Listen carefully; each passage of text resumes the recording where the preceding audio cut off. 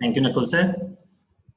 Very good afternoon, everyone. I, Arun Saxena, faculty in the Department of Law of Prestige, with my colleague Navratri ji and Nakul ji, welcome you all in this webinar on the occasion of National Faculty Development Program 2020. It is on the theme Expected Nuances in Laws Post-COVID-19. I humbly welcome to the most distinguished and eminent personality with us today, none other than Ahuja ji, Professor V.K. Ahuja ji. Sir, we welcome you. Thank you. I would like to start the session. Before, I would like to start with the quotation. The quotation is, intellectual property has the shelf life of a banana. I'm repeating, intellectual property has the shelf life of a banana. It means if you are not investing constantly to sum your intellectual property without a moat from the other source, you are dead. So keep investing and be safe. I think sir is the right person to tell all these things. Today's FDP topic is on patents, public health, pandemic post-COVID-19. And I would love to read the profile of the Ahuja ji. Sir is currently an in charge at Law Center 2, University of Delhi. Sir has authored many books like Law Relating to Intellectual Property Rights, Public International Law, and to name a few. His subjects of interest are intellectual property law, public international law, and law of the sea.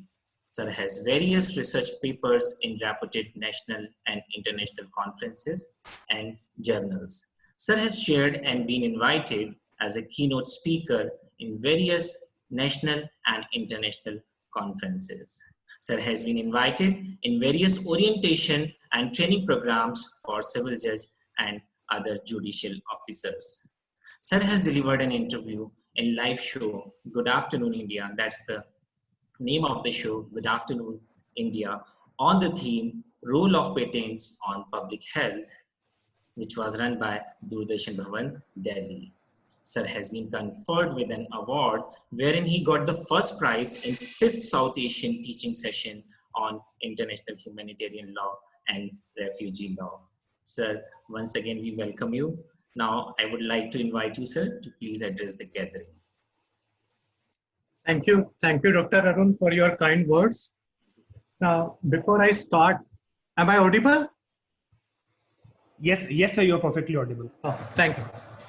Now, before I start, I would like to ask how are the things in Indore?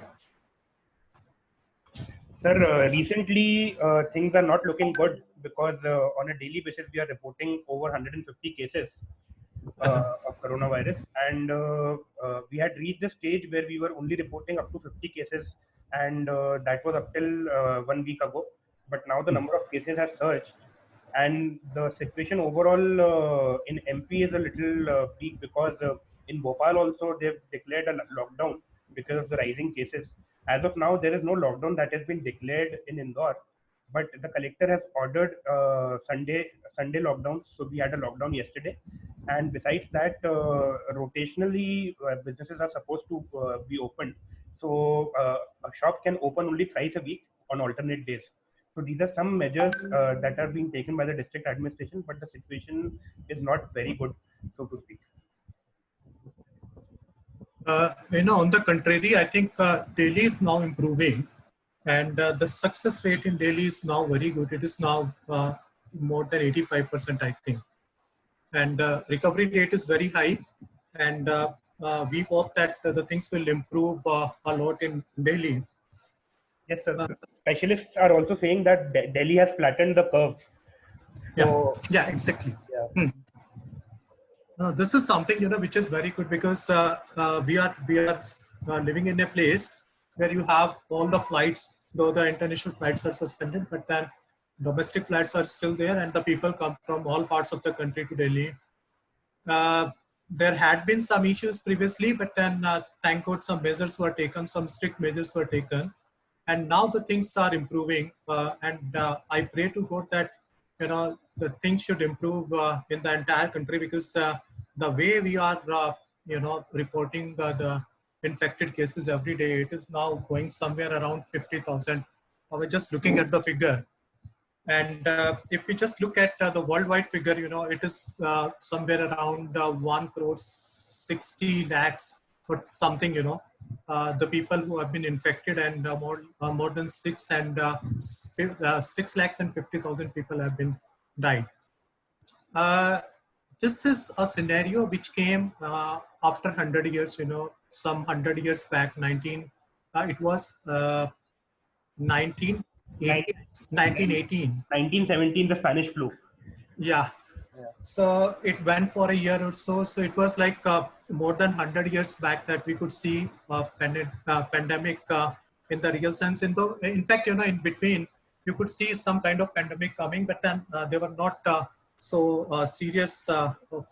They were not so very serious nature. And then this one is the one, which is to be called as real pandemic, and where the entire international community is worried. The WHO is quite worried about it, and the projections are that the things are not going to be very good in the near future, maybe for a month or so.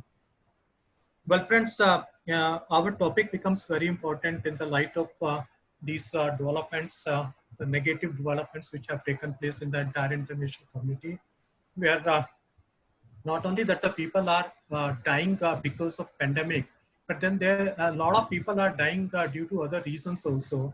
You have seen the migrant workers, where the death can be attributed to this pandemic only, because of this pandemic, that they were just going back to their places. Then the people died because they were out of cash. They were not having any jobs in hand. They started committing suicide. And there were a lot of things which happened. The psychological impact were there, and it had really stressed our mental health also. It happens, when there are so many negative things, you come across some negative things also, like the one which is happening right now. Hardly, we could know about webinars. So the webinars were taking place somewhere at the WIPO, that was, once in a month or once in a fortnight or so. So this was not something was like, such a regular kind of a feature. Now the entire classes went online, and we are making use of the technology. Friends, I'll start with my PPT, and I'll request the host to allow me to share that screen. So you already have the right. That's great.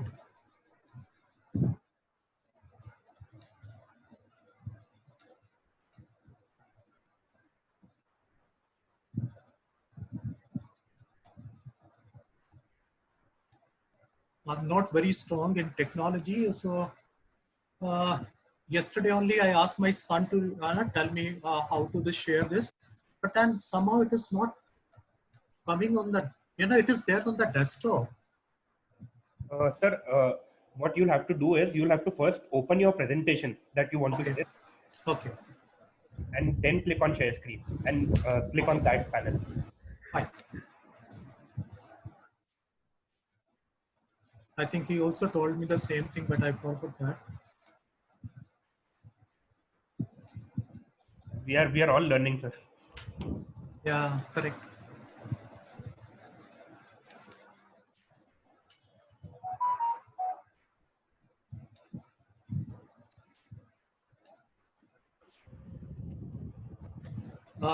Is it visible? Yes, sir. Yes, sir. Yeah. So it is patents, public health, and pandemic COVID-19 that we are just going to talk about today. Well, friends, as you know, that there are, first of all, we have to talk about the human rights, then we have to move on to the constitution, and obviously then we will come to the IPR. We'll talk about the interface between the human rights, the fundamental rights, and the patent rights. And then, of course, we will be having a discussion on how to handle this particular situation. So, friends, as you know, that if you look at the international human rights instruments, like the first one, which was the Universal Declaration of Human Rights of 1948, you will find that right of health was recognized, but then it was a declaration only, and it was not binding as such. It was binding only as a matter of customary international law only. But then in 1966, an international covenant was adopted on economic, social, and cultural rights. where the right to health was recognized. So it is a binding instrument. And not only that we find right to health in UDHR or International Covenant on Economic, Social and Cultural Rights, but then there are other human rights instruments also, like Convention on Rights of Child, Convention on Persons with Disability, etc., where the human right has been, where the right to health has been recognized as human rights. Now, if we just look at our constitution, you just glance the constitution, you will not come across even a single article where right to health has been provided as a fundamental right. It is by way of interpretation only that the Supreme Court had in many cases recognized that the right to health is a fundamental right, which is covered under Article 21. Therefore, the state is duty bound to provide the health facilities to the people. Apart from 21, if we just move on to the directive principles of state policy, we come across a couple of provisions where they are talking about the nutrition, or they are talking about the public health. But right to health as such, was not discussed in a straightforward manner in the Constitution. So that was discussed, by way of interpretation by Supreme Court in many cases, where the Supreme Court had laid down certain guidelines also. Now, we'll just come to the patents. Our more focus is on patents. Now, prior to this 1970 Act, we had Patents and Designs Act of 1911. So that was in the Britishers' time. So, problem was that the prices of drugs and pharmaceuticals were very expensive in 1911 Act. So what happened was that when we got independence, the government had constituted a couple of committees. So Justice Rajgopala Iyengar Committee is one which is very important in this regard. And this Rajgopala Iyengar Committee was given the responsibility to make a study of the Patents Act and to recommend, a new Patent Act, or the major, amendments into it, so that we could have a Patents Act where the prices of drugs and pharmaceuticals becomes affordable to masses. So Justice Rajgopala Iyengar Committee made a study. They submitted its report for a new patent law, and a lot of new approaches were adopted in the Patents Act 1970, which were not there in the 1911 Act. The impact was that when this 1970 Act came into force, the prices of drugs and pharmaceuticals became quite affordable, and slowly and gradually, India became a pharmacy of the world, because of the reason that we developed a very good generic drugs, market in India. Of course, China is also there, but then we are also playing a major role so far as the generic drugs are concerned. And the credit goes to the Patents Act of 1970. But then things were going on well. There were some pros and cons. There were certain good things in the sense that the patent, the patent in the field of drugs and pharmaceutical was only process patent. So no product patent was being given. That was one thing. And it could, come to an end after 5 to 7 years. And after that, it will become a public property. It will fall into public domain, and anybody can use that particular patent, and could come out, a lot of generic drugs which were based on that particular patents without taking permission from anybody. In 1986, the problem started. The problem started in the sense that the Uruguay trade round started, and when it was a trade round, so initially the things went on well, but in the midst of this round, IPR was all of a sudden brought on the agenda of the Uruguay round, and India was not in a favor of accepting that. So India and Brazil were leading the developing countries, so they fought tooth and nail. They did not want IPR to be discussed under the GATT, General Agreement on Tariff and Trade, because they were of the opinion that there is already a body on intellectual property rights that was called Intellectual Property Organization, WIPO, where IPR should be discussed and it should not be discussed under CAP. But then the pressure was too much from the developed world that it got included. And what they said was that, we are not talking about intellectual property as such. We are talking about trade-related aspects of intellectual property. Now that was nothing, but it was only playing with the words. They said, we are not discussing IPR as such. Fine, what we are discussing is the trade-related aspect of intellectual property. And ultimately this got included, and the consequences that the TRIPS agreement was finally adopted, which became a part of the WTO treaty. So if you just look at the name of this treaty, it is not the WTO treaty as such, what we call for the sake of convenience. It was something like that. Final act embodying the results of multilateral trade negotiations of Uruguay round. And in that particular final act, in that treaty, there were so many agreements. So it was like a bunch of agreements which was there in a big treaty.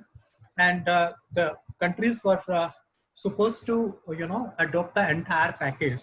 So you were not allowed to pick and choose that, well, if TRIPS agreement is not comfortable to use, just skip TRIPS agreement. You take agreement on agriculture, or take agreement on textiles, or take agreement on services or goods or investment. So either you will take the entire package or you will leave it.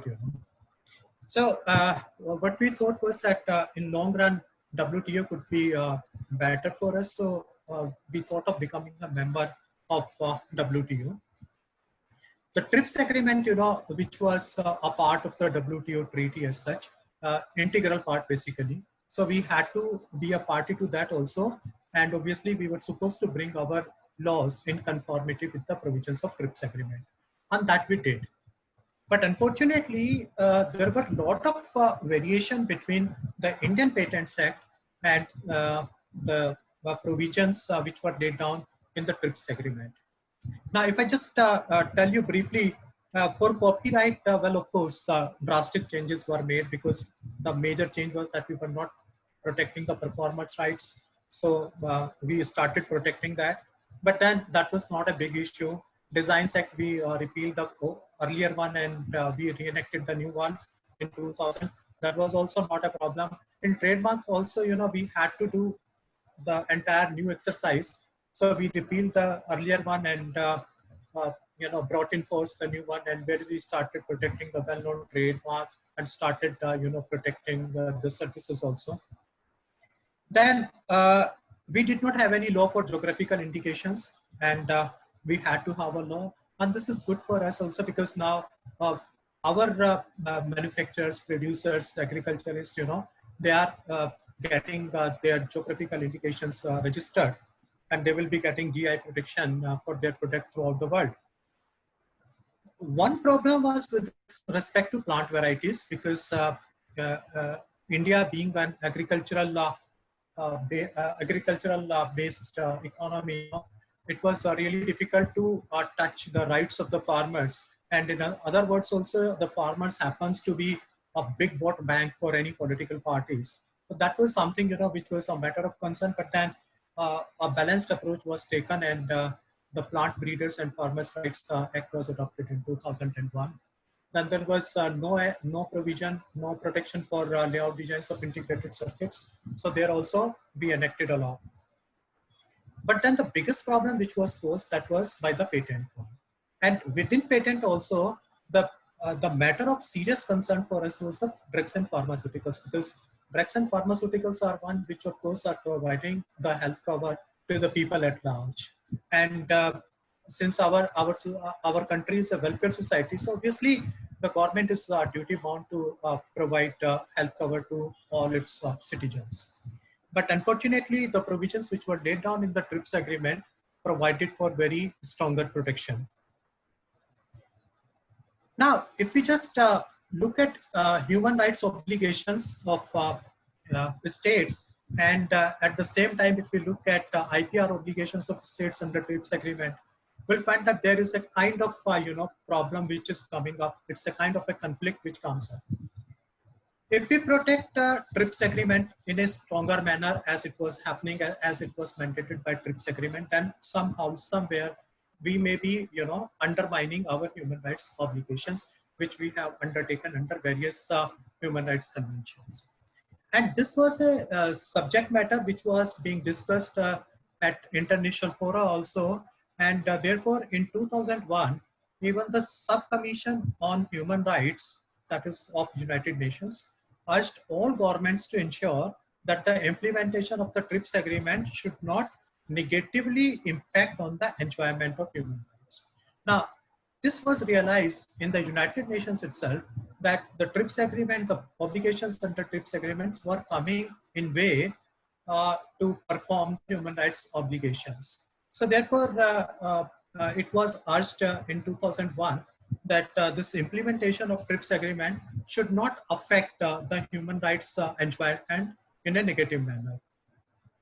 And in the same year, in 2001, there was a very important development which took place in the field of IPR, and that was the adoption of Doha Declaration on TRIPS Agreement and Public Health. Now, this Doha Declaration was adopted on 14th of November 2001. What it provided, the main provision basically, that it recognized the gravity of public health problems afflicting many developing and least developed countries, especially those resulting from HIV/AIDS, tuberculosis, malaria, and other epidemics. Now, there is something very interesting if you just look at this particular provision. HIV/AIDS, of course, that was causing havoc in many developing countries, particularly in African countries. But then tuberculosis and malaria, we lose a lot of lives, in developing countries and the least developed countries because of tuberculosis and malaria. So what was thought was that these problems, the HIV/AIDS, tuberculosis, and malaria, are such which are affecting the public health problem. And so therefore, the Doha Declaration allowed member countries to grant compulsory license to treat these diseases. Now, while drafting this particular provision, what they did, in addition to HIV/AIDS, tuberculosis, and malaria, they added a residuary clause also, what we call as a residuary clause, in a sense that they added any other epidemic. Now, other epidemics means what? They did not name any epidemic. They did not talk of COVID-19. They did not talk of flu or Spanish flu, or they did not talk of any other epidemic. Simply, left it to the member countries, because when we talk of epidemic, epidemics may be different from countries to country. So one country may be facing one kind of epidemic, the other countries may not face that kind of a epidemic. But when it becomes a pandemic, pandemic is one which the entire world faces. One particular issue, one particular problem, which came from Wuhan, city of China, the COVID-19. It went to all continents, to almost all the countries, fine, and started killing people. And the interesting thing was that there is no impact of climate also. It is surviving in the cold environment. It is surviving in the hot environment, and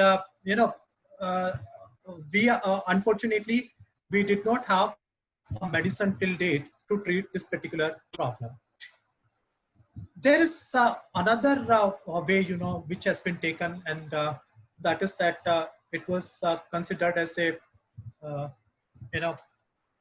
kind of biological warfare, which the China had started, because China had admitted, if you read the reports, that this virus has come out of its lab.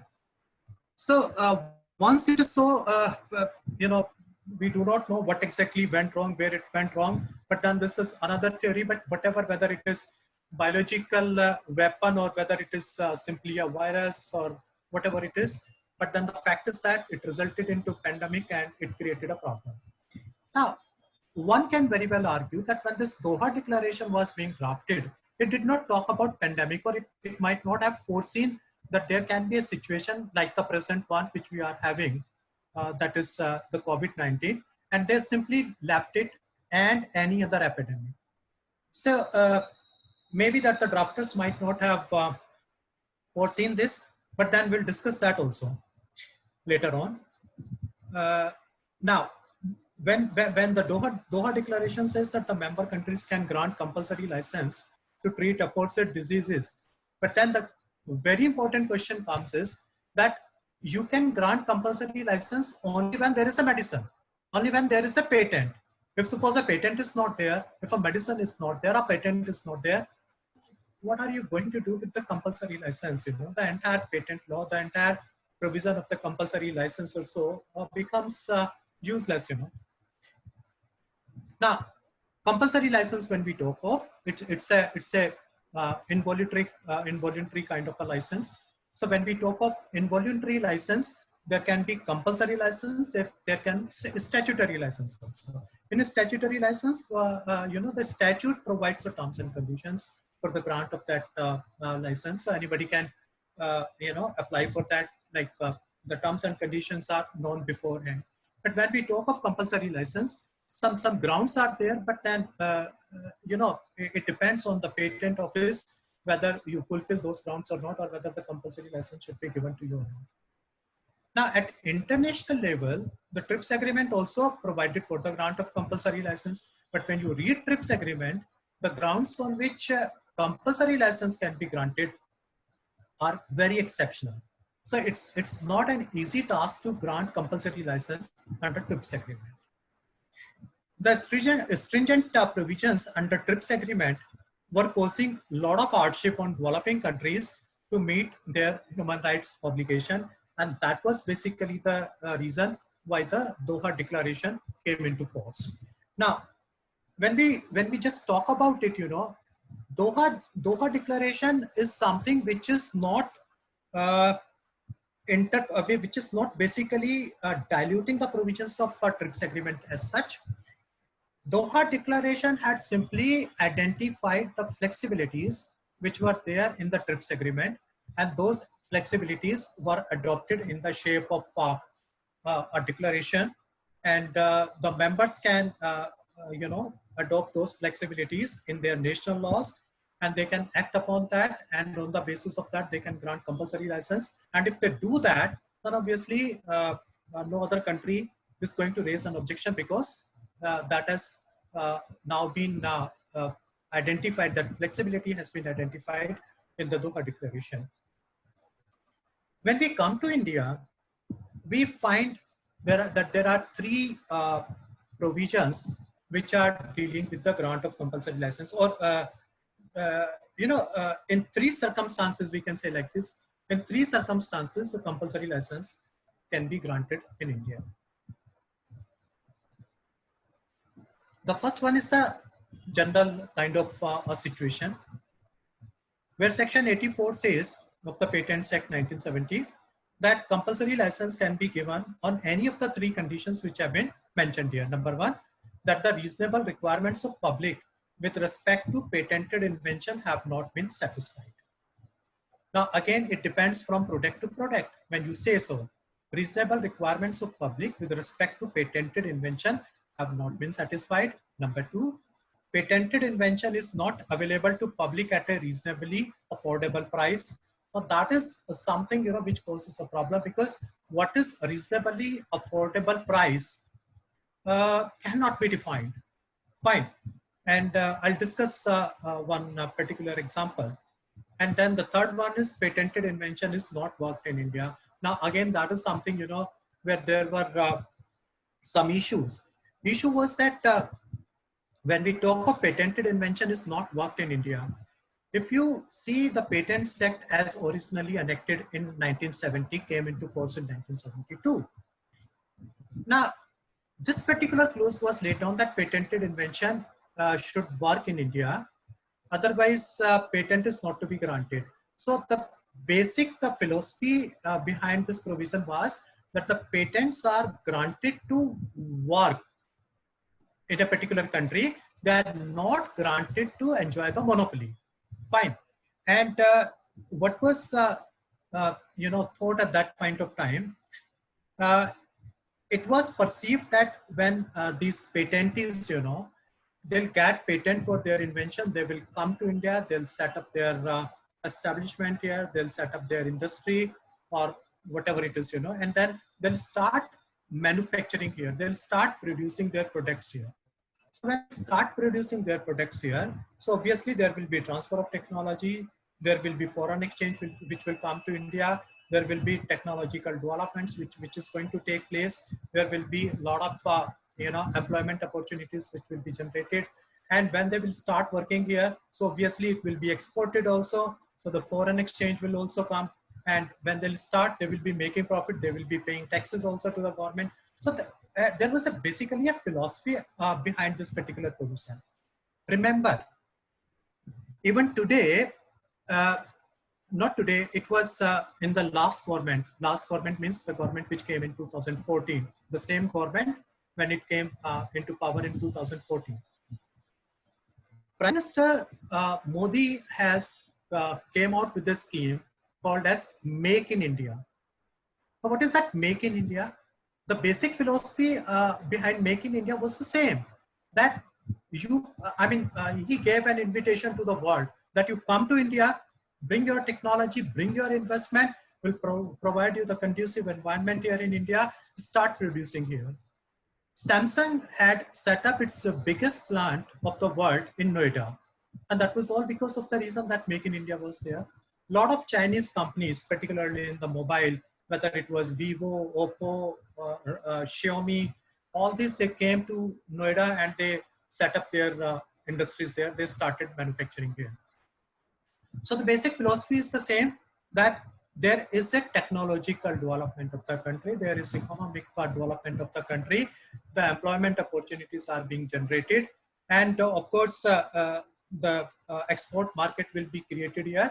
And when the product will be exported, so foreign exchange will also come. So that way, it will be beneficial not only for the manufacturer, the companies which have come from abroad and set up their plants here, but it will also be beneficial to the government and to the Indian people also. But then this patented invention is not worked in India. So earlier the approach was that patent should locally work in India. Fine.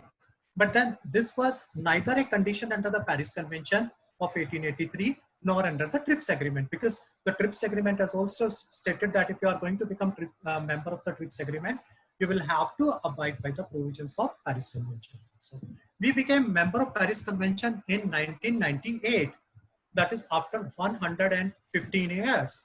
Because then we thought that if we have already become a party to TRIPS agreement, which provided more stricter kind of provision than the Paris Convention, so there was no harm then to becoming a member of the Paris Convention. Now, Paris Convention and the TRIPS agreement, they maintained that local working is not required. Fine. The only thing is that if you are importing your products, if you get a patent here, and if you do not work here in India, then there is no harm. The only thing is that you keep on importing your product from other countries and you ensure that there is proper supply in the country where you have taken the patent. In other words, if I could put it like this, that a company comes to India, applies for a patent, gets a patent, but set up its plant in China. Fine. Start manufacturing in China, and then from China it is like importing the product in India. So if a company is doing that, that will also be taken as equivalent to the working of invention in India. Now, the second provision is under which the compulsory license may be granted. It is section 9. And this is a special provision. This is one which is linked to the Doha Declaration, where it says that compulsory license may be granted in circumstances of national emergency, or in circumstances of extreme urgency, or in cases of public non-commercial use which may arise due to HIV/AIDS, tuberculosis, malaria, or other epidemic. So obviously the word pandemic was not used there, so it was not used here. Or maybe that the drafters, those who were making this amendment, nobody might have thought, that we will be facing pandemic very soon. But then, of course, it confined to epidemic also. So I'll just discuss about it later on.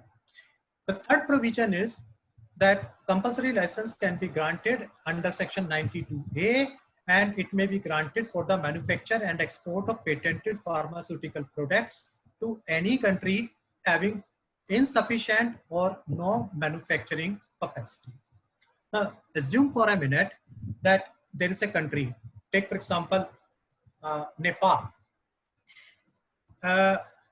Few years back, maybe 5-6 years back now, it's must be 5 years or even more, that there was a natural calamity in Nepal. There was earthquake, and then a lot of buildings were collapsed, and the entire thing, you know, was shattered like anything.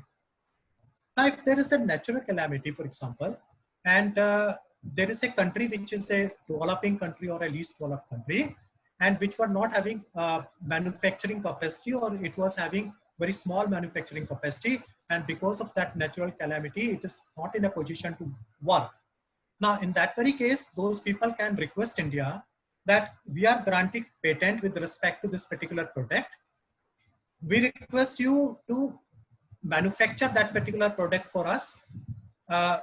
So in that very case, India will manufacture that particular patented product in India, but then the condition is that the entire consignment will have to be exported to that country on whose request the India had started manufacturing. It will not be meant for local consumption. So it is on the request of a country, you know, which is not in a position to make use of the compulsory license provision, that they can make a request to India, and India can just oblige them by producing that patented article and then exporting it back to that particular country. Now, as all of you must be aware that from 1972, the time when the Patent Act came into force, and today it is 2020, fine. So it is now 48 years have passed after this Patent Act came into force. Only one compulsory license had been issued till date. Only one compulsory license, and that too had created a lot of hue and cry in the world that India had not issued the second one, even though similar type of conditions arose. Now, this first compulsory license in India was issued to Natco Pharma on 9th March 2012 by the Controller of Patents. Now, in this company, what happened was that there was, this was basically about a cancer product, a cancer medicine. There was a bottle of 120 tablets, and it was costing 2,80,428 rupees for 1 month. Now, those 120 tablets were to be consumed within 1 month, and the price of that 120 tablets were 2,80,428 rupees. When Natco applied to Bayer, because that is a precondition for the grant of license, Bayer had simply thrown that application into dustbin. So Natco approached the Controller of Patent, and they offered that we will make this product for 8,800 rupees. Just imagine the 120 tablets which were being sold at the rate of 2,80,428 rupees were to be provided for 8,800 rupees by Natco Pharma, and that will include 6% of royalty which was payable by Natco Pharma to Bayer. Fine. There is one more thing before I proceed further. Bayer was not manufacturing these tablets here in India. They were not producing this drug here in India. They were simply importing it from other countries. Now, Bayer did not agree with that. So Bayer went in appeal against the order of the controller to the Intellectual Property Appellate Court, requesting them to quash the order of the Controller of Patent. But IPAB was not impressed, and they upheld the order of the controller. But then they said, well, that amount of royalty is less, so 6% is less, so let us raise it to 7%. So it was raised to 7%. But then Bayer did not agree with that, and then they went in appeal to Bombay High Court. Now, before Bombay High Court, they argued that reasonable requirements of the public were met, if you see the three conditions of Section 84, as I discussed with you previously, the first condition was that the reasonable requirements of the public should have met. So they said that the reasonable requirements of the public were met, but then the court did not agree. Why court did not agree with that? See, if I just take you back some 8 years, 7, 8 years or so, you'll find that this Xiaomi company of China, they were selling their mobile phone through Flipkart, primarily through Flipkart. And what will happen is that there will be sale, and that sale will get exhausted within just 5 minutes, maximum 5 minutes, you know. If you could log in, if you could place order, well and good. Otherwise, it will hardly take 5 minutes and the sale will get over. So that sale, it used to come once in a week or so. So they were selling limited number of mobile phones, and their mobile phone initially had problems with battery, but later on, you know, that problem was fixed, and their phone became very popular. Now, assuming for a minute that now the Xiaomi is manufacturing here in India, which is now the people are not buying because of according to the Chinese products. Now, assuming for a minute that if Xiaomi gets a patent here in India and it start manufacturing somewhere else, and if suppose there is a demand of, say, for example, 1 lakh pieces per month, and Xiaomi is able to provide only 50,000, then you cannot invoke this particular condition that the reasonable requirement of the public were not met. Though that is correct, it did not meet, but then of course the court may not take cognizance of this, even the controller office may not take cognizance of that. So it depends from product to product. If it is a mobile phone, for example, then even if you are not in a position to provide the proper supply and your supply remains less than what the demand is, still this provision may not be invoked. But if it is medicine, and if even 1% of the people, of the patients, or even if a few patients were not in a position to buy that product because that product was short in supply, then we can very well say that the reasonable requirements of the public have not been met. So here you have to differentiate between the medicines and the other products. Then buyer said that this royalty is inadequate.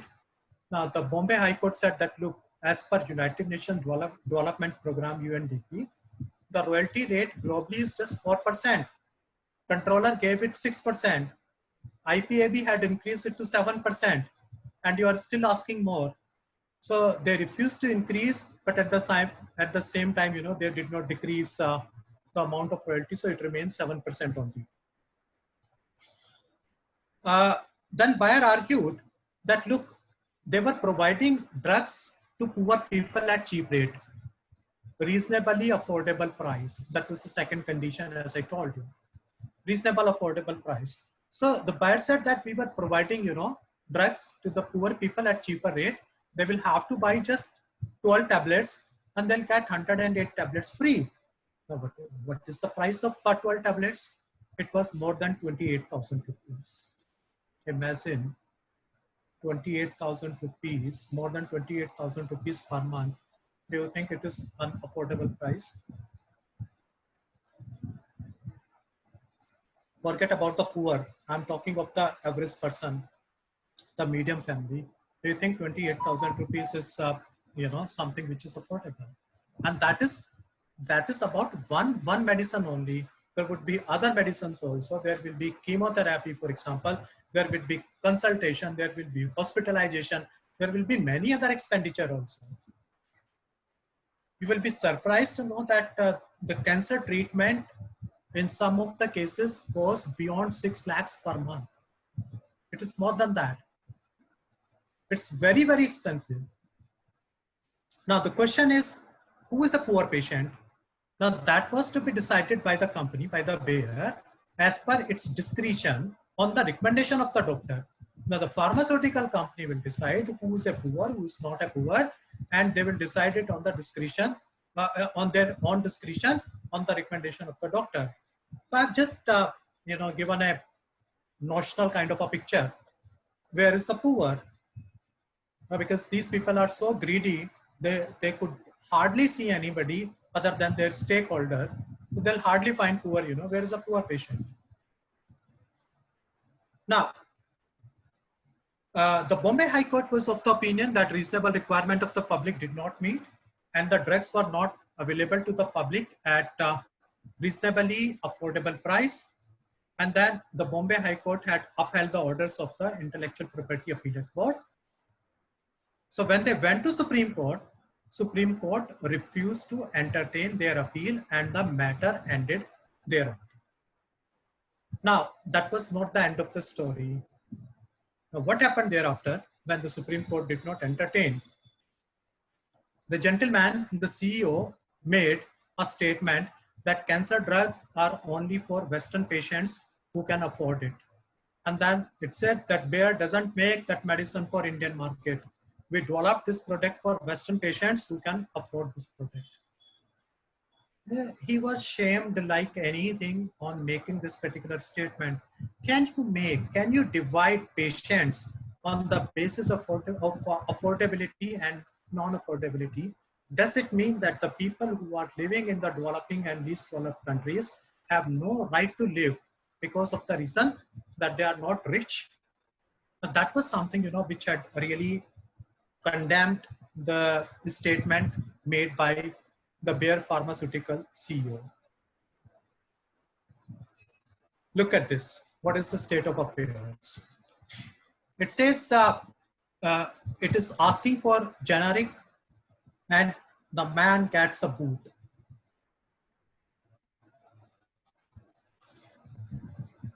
The things are very simple. Your money or your life, choice is yours. So there is hardly any soft corner for humanity, for patients. So you have to choose between the two.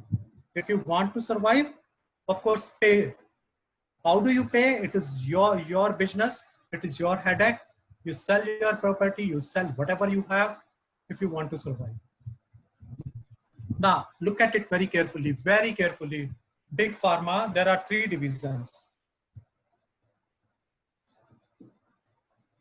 Research division, then profit division, and then third world genocide division, that is suppression of affordable generics.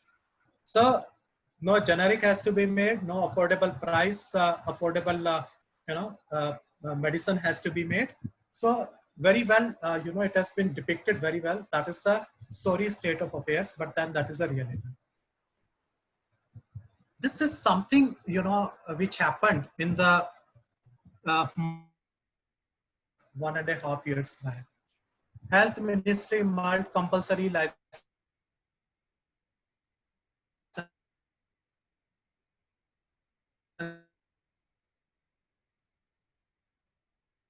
crazy. Then of course there were issues. There were issues, and so far as the patented drugs are concerned, their prices are uncontrolled. Now, how can we, deal with this particular situation? How can we ensure that while granting patent, still we can protect public health? There are a couple of provisions in the Patents Act. The first one is that the government can import the patented medicine or drugs for its own use or for distribution in any dispensary, hospital, or other medical institution maintained by it. If you see the Patents Act, you will find that the right of importation has been given to patentee. But then the government in public interest can import the patented medicine without seeking prior permission of the patentee. That is one. Then there is another provision, section 107A, part B. Excuse me, I'll just stop for a minute. Can you please let me know how much is the time I have? Sir, you still have 10 minutes. Oh my God. I have to rush. No, sir, we can stretch it up to 15 minutes also. There's no problem with Oh, thank you very much for being kind to me by giving 5 minutes. that. I'll finish it. I'll finish it within 15 minutes. Thank you very much. Now, section 107A part B is something which is extremely important, which says parallel importation of patented products is allowed. Now, what is parallel importation? Say, for example, there is a company which has got a patent in Rwanda, and it has also got patent for the same medicine in India. Now, in Rwanda, the cost of medicine comes, say, for example, 20 rupees per tablet. In India, it is costing 200 rupees per tablet. So what you can do is you can import that medicine from Rwanda at the rate of 20 rupees and sell here for 25 or 30 or 40 rupees. So parallel importation is based on the concept of exhaustion, principle of exhaustion, which is allowed under the TRIPS agreement. Then this is about the government uses. The government can do it for its own purposes. Now, this is the research exemption. Now, this is something, what happens is the normal practice is that when a patent is due to expire, the generic drug producers, they get ready to bring in the market their bioequivalent of the patented drug or medicine.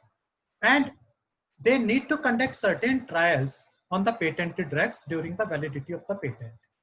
Now, if they do it without the permission of the patentee, then it will amount to infringement of the patent, and patentee will never give you the permission. So for that purposes, the law allows you to do those experiments. In America, they are called as Bolar exemption. So they are also called as research exemption or safe harbor exemption or early working exceptions. So what happens is that if a patent is due to fall into public domain, if its term is going to be over, then you can start, experimenting on that, and then you can apply to the regulatory authority for getting approval, so that the moment this patent falls into public domain, you can immediately bring, your product in the market, generic product in the market at fraction of the price of the patented drug. In Canada, what was happening, this is a case, where Canada had a provision. What Canada said, that you can use that patent when it is due to fall into public domain for the purpose of getting regulatory approval as well as for the purpose of stockpiling. Now, stockpiling is what? Suppose 19 years have passed. There is 1 year had remained, for example, for the patents to fall into public domain. So you have started taking the regulatory approval. So you were successful in getting the regulatory approval. Now you will launch your product in the market once this patent falls into public domain. But the provisions of the Canadian patent law allow that you start manufacturing also, but do not sell it. You start stockpiling, and the moment patent falls into public domain, immediately, bring entire of your stock in the market. Fine. So this was something which was complained before the WTO panel, and the WTO panel said that for getting regulatory approval, this exception is allowed, but it is not allowed for the purposes of stockpiling during the patent term. Now, let us have a quick discussion on this COVID-19 problem. Now, what happened that after this COVID, when it was realized that a lot of people are being infected, a lot of people are dying, and there was no medicine as such. So the many countries, they started working day and night to invent medicine to treat COVID-19. But what they did, they started working independently. WHO suggested that there should be coordinated efforts, and all these multinational companies, they should come together from different countries. They should work in coordinated manner so that this drug is introduced in the market soon, and the people who are dying of it would be saved. But then this suggestion was not taken seriously by some pharmaceutical multinational companies, particularly of America. In America, 150,000 people have died.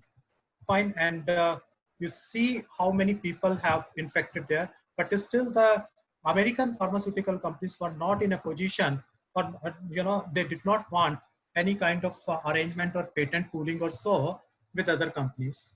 So most of these companies are working independently and they would like to exploit their invention individually. Now, if suppose a breakthrough is made and application is filed for patent in India, let us assume for a minute that it is American company or Russian company or Israeli company or Australian company or Chinese company, or maybe Indian company which had got the breakthrough and they have filed a application for patent in India. What will you do? You cannot grant compulsory license. Compulsory license can be granted only when the patent is granted. So when you file a patent application, you do not know what is going to be the fate of it. So therefore, in such a situation, you can invoke section 100, the government can invoke section 100 subsection 4. Now, section 100 and subsection 4, it lays down a provision where if you have filed an application for patents, then also the government can allow people, the third party, to use that particular invention and manufacture those products. So if a breakthrough comes and if an application is filed in India, so obviously patent will take 3-4 years or so, but then in the meantime you can invoke section 100 subsection 4. Now the next question which arises, that do we need an amendment in the TRIPS agreement to deal with this pandemic situation as the one which are seeing today? The answer is no, because when you initiate the amendment in the TRIPS agreement, then it is going to take ages. It will take a lot of time. But then if you interpret Doha Declaration and if you interpret the word epidemic in a broader way, then it may be taken as including the pandemic also. So therefore, it is the question of interpretation and the amendment is not required as such. I'll stop it here, otherwise this is going to happen. No, sir, that's not the case, Siddharth. We want to listen to you more. Thank you very much. Now I'm finished with my presentation and I hope there would be still, there are 2 more minutes, Yes, how many times, sir? Sir, my name is Nakul and I will be helping you out with the question and answer session. So there have been some questions that have been asked. So sir, do I have your permission to move forward? Yeah. Please go ahead. Go ahead. So there's one question from my colleague, Professor Sayali Vandi, who is also the coordinator of the faculty development program. Her question to you is how a balance can be created between innovation versus commercial use versus universal access to affordable healthcare in India? See, as I told you initially also, the problem is that these multinational companies, basically, they are giving certain reasons why their drugs are very expensive. Fine. Now, if you get a breakthrough, for example, nobody stops you from providing that at a cheaper rate. Fine. But then the fact is that the TRIPS agreement is there, our obligations are there. So we cannot force a patentee to provide the medicine at a cheaper rate. If a patent has been granted, if there are situations for the grant of compulsory license, then those situations can be, invoked. But otherwise, as of today, unfortunately, there is no mechanism to control the price of the patented drugs. Now, that would mean that we are at the mercy of the patentee, so far as so long this patent remains. I think it is initially for a few years that the government is not going to cap the prices of the patented drugs. And till date, I did not find, that the government is controlling the price of the patented drugs. Normally, if you see the this national pharmaceutical price order, it comes for those drugs which are off patent, So, Siali, the simple thing is that it is your, philanthropic activity, or maybe that you are more concerned about humanity, maybe because you do not feel patients as your market. So therefore, if you want to come forward to serve the humanity, nobody can stop you. But if you want to make profits as the companies are doing, then nobody can force you to reduce the price. So that is basically the problem which we are facing today. And I tell you one more thing, take my words.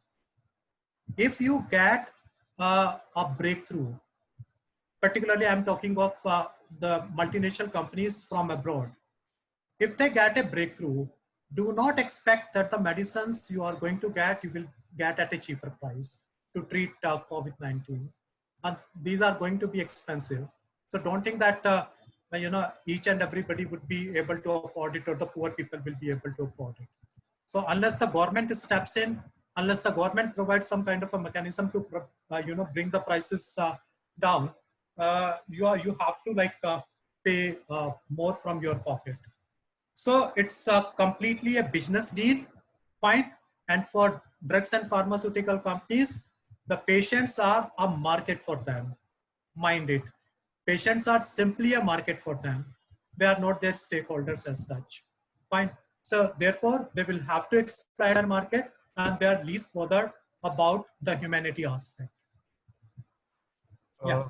Thank you, sir. Thank you, sir, for answering that question. There is a follow-up question on this only by Professor Twinkle Maheshwari.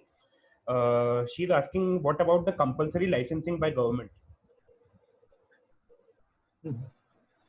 See, government can make use of a patented product for its own purposes, Compulsory license is normally being given to a third party. So anybody can apply for the grant of compulsory license. If that person has the capacity, then of course the compulsory license can be granted to him. Government for its own purposes can make use of the patent. There is no problem for them. But it is for a third party, a private party, maybe that some government concern, some government institution or government organization may also apply for that. But then there is no harm, and ultimately the thing is that the prices are being negotiated. The controller is going to see, what is the lowest price for which this person who is applicant for the grant of compulsory license will be offering that medicine in the market. So this is something very important. And if you read this Bayer versus Narco Pharma case, what these people have argued is that these pharmaceutical companies say that do not look at this particular invention. If we are selling it for 3 lakhs rupees per month, this medicine, do not look at this invention alone. They say that there are so many inventions which were made, which failed. So you have to take the cost of the failed, experiment also.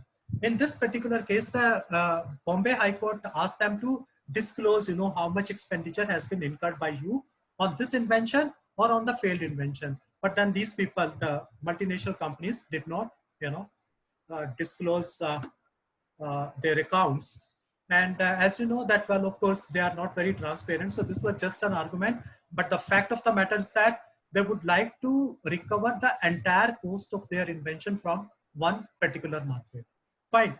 So therefore, whenever an application goes to the controller, so it becomes the duty of the controller to ensure that the prices at which the applicant is going to offer that medicine should be, significantly reduced. Like in this Narco Pharma case, the medicine of 2,80,428 rupees was to be sold for 8,800 rupees. And that 8,800 rupees also included 7% royalty. So including royalty, the cost was 8,800. And then that 8,800 would also be having some component of the profit making, because the Narco Pharma, it is also a commercial company. So it might also have made some notional profit, some nominal profit at least from that particular compulsory license. Thank you, sir. There is another question from Dr. Garima Tiwari. And before I mention this question, I also request the participants that you can raise your hand if you want to interact with sir directly. We will unmute you so that you are able to talk to sir yourself. So the question from Dr. Garima Tiwari is, what are your views on patent pooling during the current COVID crisis, and whether it will be beneficial? Of course, it will be beneficial, but that is what I told you when I was just discussing, that the companies are not interested in that, And again, I repeat it, that do not think that these companies are going to serve the humanity. Don't expect them, that they will be doing. They are corporations. They are loyal to their stakeholders. Fine. So the profit motive is one which is extremely important for them. Well, of course, definitely patent pooling is of course very good, but then it is not going to happen. The companies are not interested in that. Sir, one of our participants wants to interact with you directly, so I'm unmuting them. Her name is Professor Sinjini Sen, and just give me a moment, ma'am. Ma'am, you'll have to unmute yourself now. Yeah. Yeah. Yes. Am I audible? Yes, ma'am. Perfect. Good afternoon. Good evening, sir. Thank you for such lovely informative session. Sir, my question is regarding the time period of patent. So, sir, it is often argued in the field of technology, like we can see in the case of mobile phone, that in every 6-7 months we have a updated version of the new phone. So often it is said that granting them a period of 20 years is way too much, or it's not good. Similarly, in the case of medicine, uh, like now we have the COVID-19 situation, and we don't know even the nature of the disease is changing every day, and one vaccine may not be a complete solution to the disease. In this case, you see, do you really think that granting them a period of 20 years, like for this kind of disease especially, is good enough, or we should actually reduce the time period of the patent depending on the nature of the invention? Well, that's a very good point, and this is what, we were saying. We were providing a patent in drugs and pharmaceuticals for a period lasting between 5 to 7 years. Fine. We said 20 years is a very long period, but then they said, no, 20 years is not a long period because a lot of investment has been made on, research. So obviously they have to recoup entire of their, investment with profits. So therefore 20 years period is required. But when you talk about mobile phone, or when you talk about electronic products, or when you talk about some other kind of product, well, I agree with you that this particular period, 20 period, is more than it's basically much longer a period. I'll give you just one example.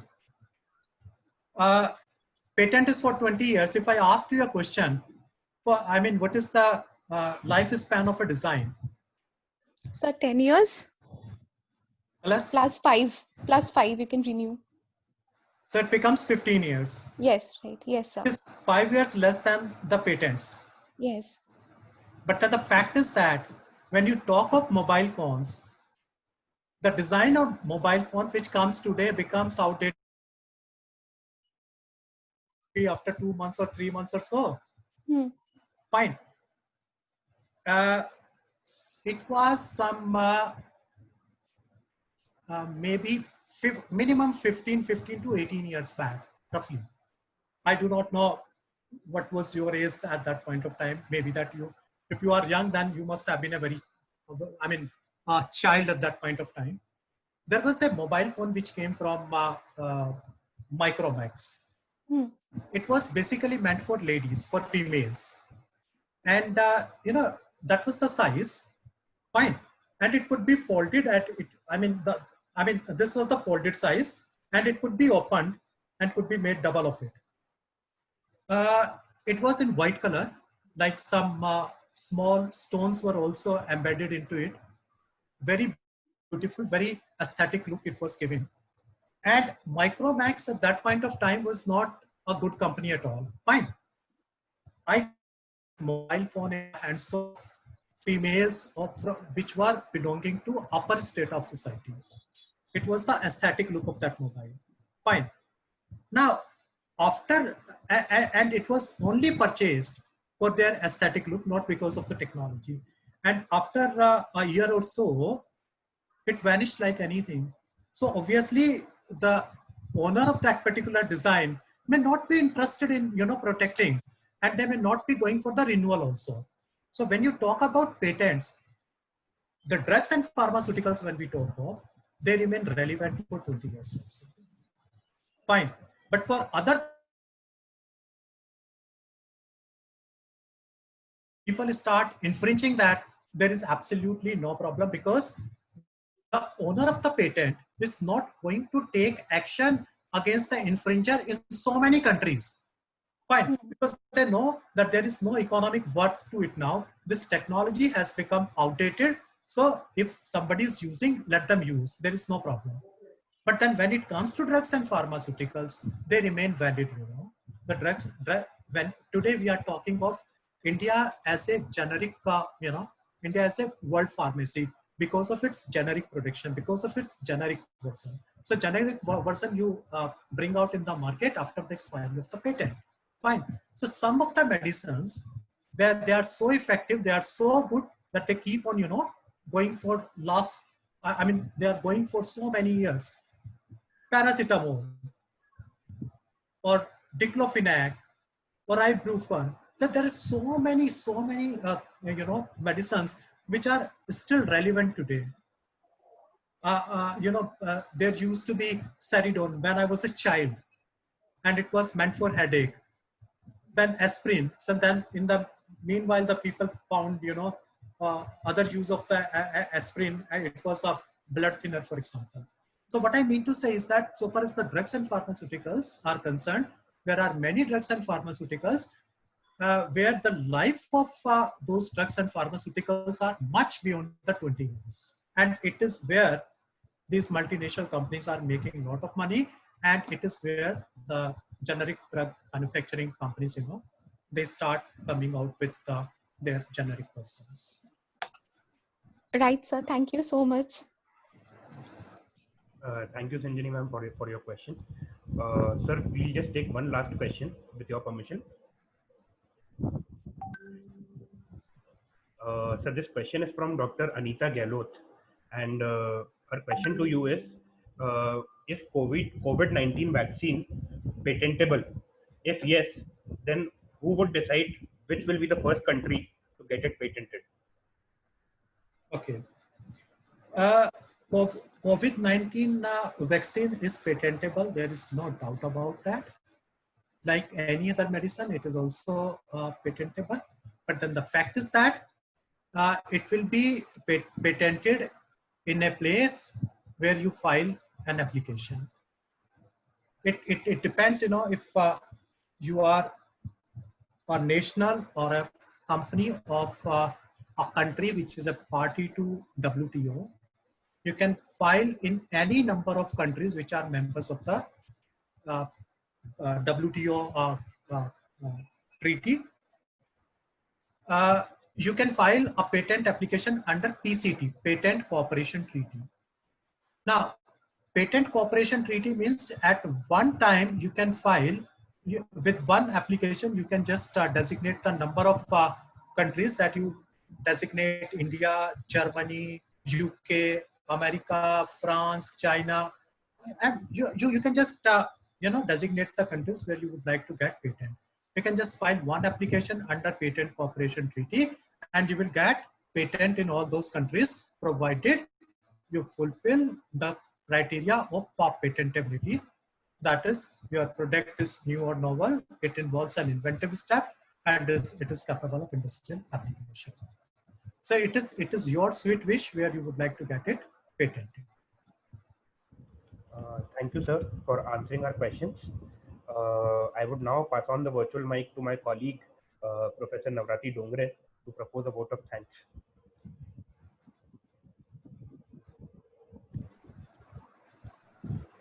Thank you, sir, for your enlightening us and discussing in detail on the patents, public health, and pandemic COVID-19.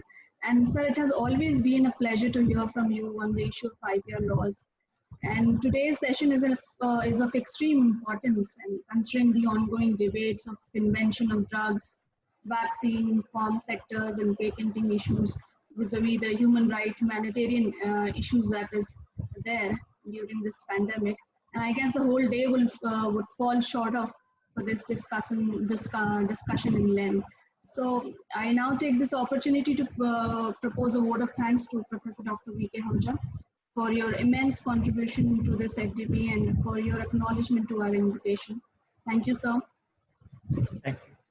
This FDP wouldn't have been possible without the constant support of the in-charge Department of Law, PIMR, Professor Dr. Nishan Joshi, and the tremendous work that has been put in by the FDP organizing committee coordinators, Professor Gopal Kag and Professor Sayali Bandi and the members. I thank Professor Arun Saxena and Professor Nakul Chauhan for hosting and moderating this third day of FDP.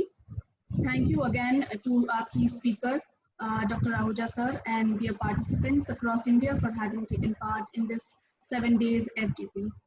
Thank you so much. Stay safe and stay healthy. Thank you. Before I sign off, I would like to request all the participants to fill the feedback form. Just like yesterday, it will automatically open up in your browser once we conclude the meeting. If it doesn't, then we will share the link on the WhatsApp group. And thank you so much once again, sir, for being here with us. It was wonderful having you here again. And I attended your session on IPR even when you were here physically with us. So it's always a pleasure listening to you, sir. And we hope that we would get to hear from you even more in the future. Thank you, sir. So do I have permission to just move now? Sorry, sir? Can I leave? Can I leave now? Yes, sir. Yes. Thank you. Thank you.